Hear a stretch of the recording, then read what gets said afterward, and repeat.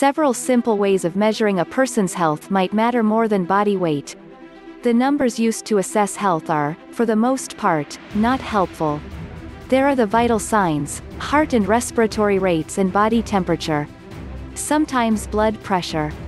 These are critical in emergencies. If you've been stabbed in the chest, paramedics want to know no numbers more than these. But in day-to-day life, the normalcy of those numbers is expected. It doesn't so much grant you a clean bill of health as indicate that you are not in acute danger. What if you just generally want to know whether you're on pace to live an average life or longer? The most common numbers are age and body weight. The U.S. healthcare system places tremendous value on the latter, in the form of body mass index, or BMI, a simple ratio of weight over height. BMI is used to define obesity and overweight, and so to stratify risks in insurance and healthcare industries. This number has come to be massively consequential in the lives of millions of people, and to influence the movement of billions of dollars. Despite all this emphasis on body weight, the ability of BMI to predict mortality and disease has been called into question.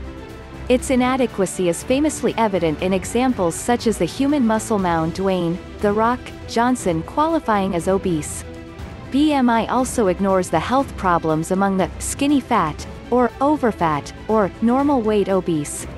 Health is more strongly correlated with body fat percentage and distribution than overall weight, but get an accurate measure of one's muscle to fat ratio is not especially simple, and still draws focus to body image in ways that can introduce its own risks of eating disorders, depression, social isolation, and all manner of things that may be more dangerous than body fat itself. Except in extreme cases, no single number gives a good idea of whether a person is functionally healthy or not. The common numbers are not directly or easily changeable.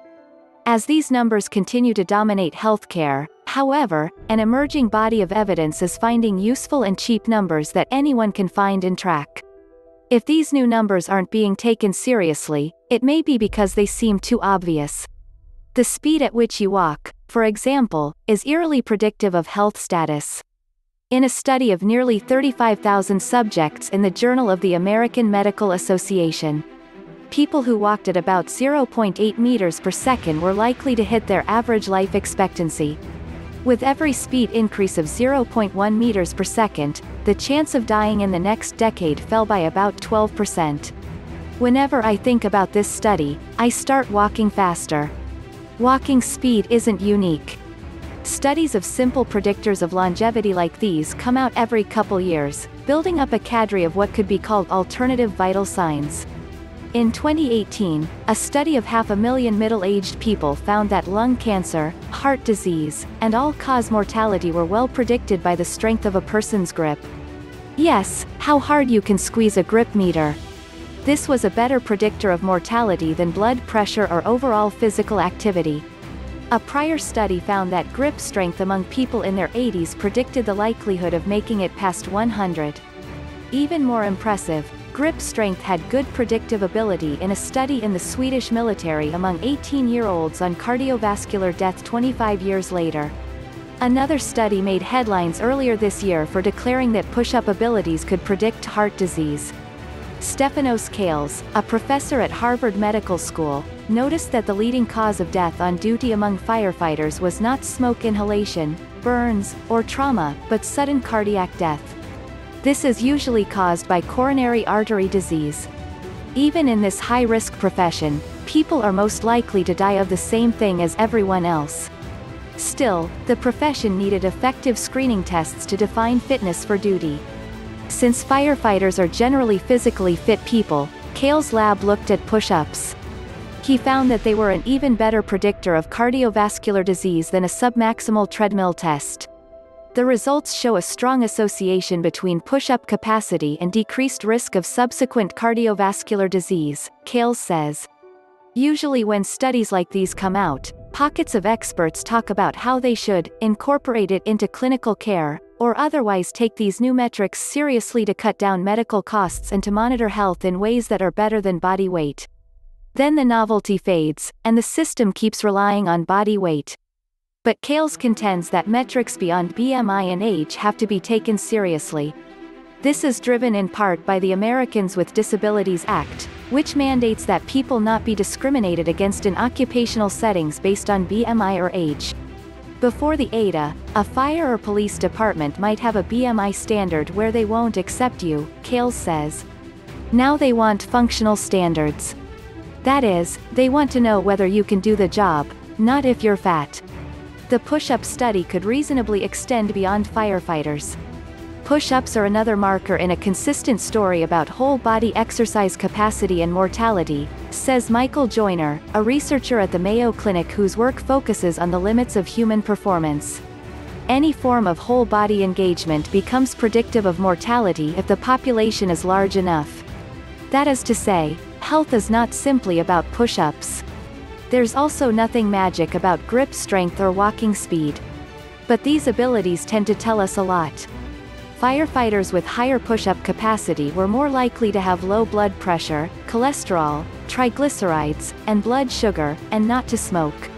People with the lowest grip strengths were more likely to smoke and have higher waist circumference and body fat percentage, watch more TV, and eat fewer fruits and vegetables.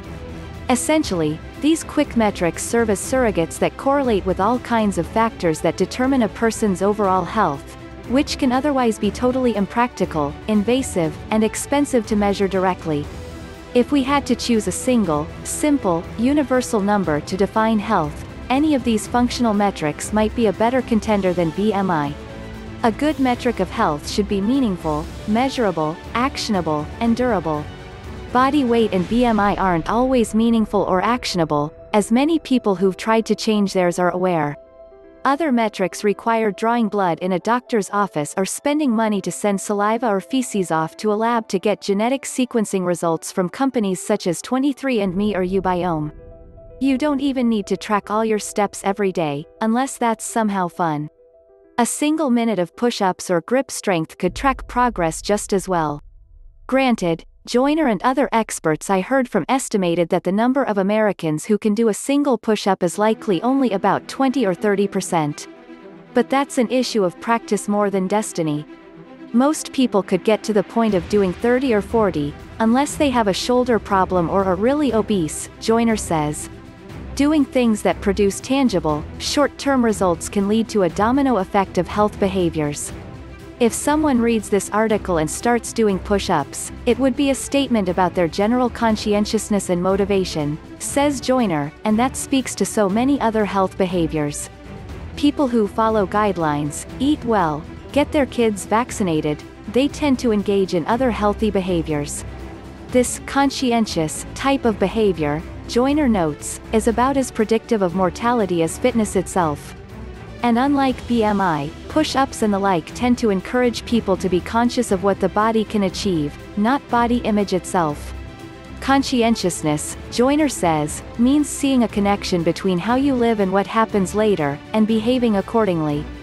More than pecs or triceps, push-ups build conscientiousness. There, I've written my first motto for a high-end gym. But in a real sense, this sort of metric could equip us to cope with a treatment-based healthcare system that teaches people that we can do what we like and then be healed with a pill or procedure. The marketing and sale of medical services tears down conscientiousness. Functional metrics of health could help build it back up.